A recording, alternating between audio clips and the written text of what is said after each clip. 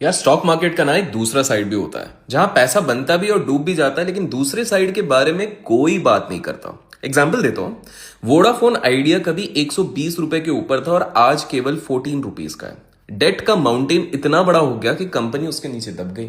Suzlon energy की मैं बात कर लेता हूं। 450 रुपीज एक टाइम पे चलता था, आज 40 रुपीज पे ट्रेड कर रहा है। ग्रीन एनर्जी का सपना था, एग्जीक्यूशन और लेवरेज ने गेम ही खत्म कर दिया।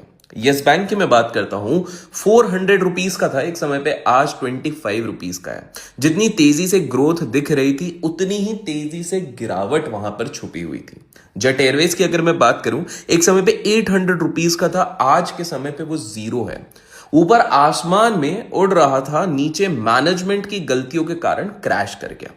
रिलायंस पावर की अगर मैं बात करूं तो इंडिया का सबसे बड़ा आईपीओ था, पर 450 रुपीज से 25 रुपीज तक आज भी सबके जख्म ताजे हैं। जी एंटरटेनमेंट की बात करूं, एक समय पे 600 रुपए पे ट्रेड करता था, आज 150 रुपीज में ट्रेड कर रहा है because of the corporate drama governance issue, जिसके कारण सालों की वैल्यू कम हो गई।